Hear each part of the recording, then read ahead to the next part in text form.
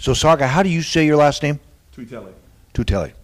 So, what do you expect from Southern Utah coming in? First off, I think statistically they're the best defense in the Big Sky. They've shut out two of the last three opponents. So, they do a great job against us the last 4 or 5 times we've played them, and they have one of the best defensive ends in the conference. They have, in my opinion, one of the best linebacker cores in the conference, and they have one of the best defensive backfields in the conference. So they're going to be sound. They're going to be great tacklers. They're going to be, they're not going to have bad eyes, and so I don't think we'll have any easy touchdowns on Saturday. So they're going to be really, really sound. And Coach Lamb does a great job with those guys. So this Big Sky conference is getting pretty good, isn't it? Yeah, it's week in, week out, and a lot of, you can't really judge an opponent by what they've done against other opponents. And you got, Eastern Washington taking them to overtime against Northern Colorado.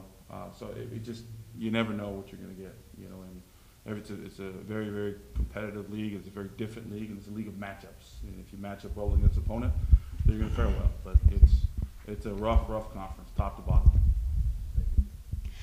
How has the impact of tailgating and the home game atmosphere been for the team? What's the atmosphere like with all those things at home games?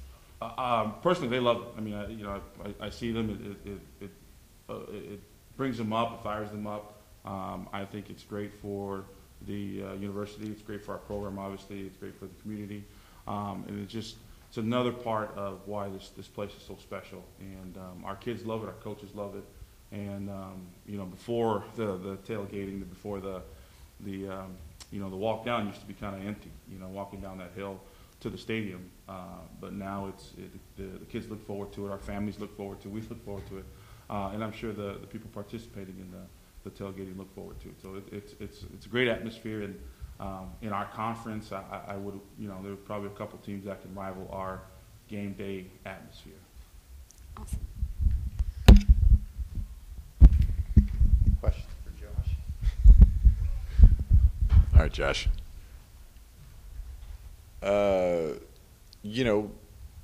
Portland State.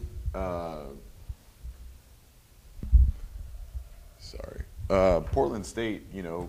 Did it feel like this was another game you guys were dominating, were in control of, and just kind of let it slip through your fingers? Yeah, I mean, it's a little bit more than that. I mean, when you kind of look at the whole game and from an offensive, defensive, and special teams viewpoint, I mean, there were spots in the game where defensively, offensively, special teams, we probably wish we had some plays back, and that was a good football team who's 6-1 now, I guess, and good opponents like that, you got to play well in all three phases, really. And speaking defensively, absolutely, we wish we had some plays back in that game. But I think one thing that I was proud of defensively was we asked our guys to compete and stop the run, which the previous 2 games they rushed for 800 yards. And going into that game, I think the tailbacks, the actual running backs in that game had 25 carries for 52 yards. And the quarterback hurt us a little bit in the scramble and stuff like that.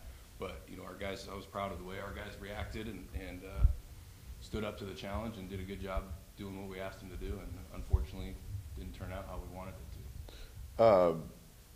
Moving forward, kind of the way the playoff picture is now. What's the drive, man? What do you tell your kids? How do you keep them motivated? I mean, our motto on defense really is just keep chopping wood, and just keep getting after it every week and do what we can to help our team be successful and, give these seniors, these guys who potentially this is the last time they're ever going to play football, give them a good ending to the season and try and win every game out from here on out. Whether the playoffs are out of the picture or not, it's not up to us, so we're just going to play one game at a time and try and win one game at a time. Perfect. Changing. The call when Chris Brown was not dressed not to play, was there any debate on calling on Dano at this point? No. I mean, Khalil has been our number 2 quarterback really since probably the second week of August. So, you know, and on this team, on any team, but especially this one, everybody knows their role, and whether you're number 2, number 3, number 4, whatever it is, we try to make it clear and communicate with the young men that, hey, you're number 2 or you're number 3. So each guy was ready for their role, and it, you know, Khalil was up, and you know, we thought he did a solid job out there. But he was our number 2 quarterback, and he earned it, and just, you know, and you compete for spots, and he did a great job, and he did a good job of holding on to a spot. And he's competing every day with the other quarterbacks to kind of vying for who's number 2 right now. What does Southern Utah do well? Defensively, you know, I'll talk to the offense perspective, and Coach Brown can talk about their offense. But defensively, they tackle well. They are as sound as you can be. They don't give up any points, but they don't give up cheap touchdowns. You know, there's going to be a time or two where a defender's eyes will be bad, or you know, they're going to be out of a gap. But they're very, very gap sound. They tackle extremely well. They run to the ball, and you know, statistically, you would like to say they're stronger one way or the other on the offense or defense, but they're pretty good on both sides. And you know, I'm, you know, obviously on the offensive side, looking at their defense, and there's really no holes in their armor right now. So it's a good challenge for us.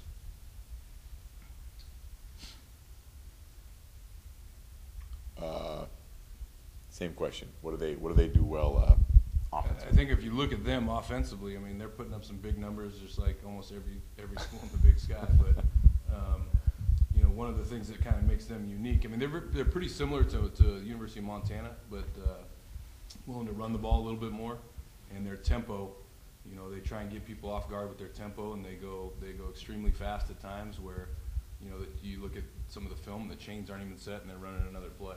So they're going to try and do that up-tempo offense where they're getting 90 to 100 snaps a game, you know, and it gets wears defenses out, and you know, that's kind of what they've been good at the last couple of years too. And really, you know, offensively, they got a good group of core of receivers, solid running backs, and the quarterback, you know, was a BYU transfer, I believe, and he played against us last year and had a pretty good game against us last year. But I think this year he's really matured. He has, you know, 13 touchdowns and only 2 or 3 interceptions. So very, very good and very talented skill group. Coach Walsh is always talking about, you know, this Big Sky, how many points are just put up by teams. You know, I don't sleep very much. Yes, you know, to win a game, you got to be 30s, maybe even 40s. How difficult of a conference is this, and why is this game now so much faster in this at this level and in this conference? I mean, you look top to bottom in our conference, and if you look at kind of go back and look at the scores, I do it every week. There's very rarely is a team winning with 17 to 20 points. I mean, it's 35, 40, 50.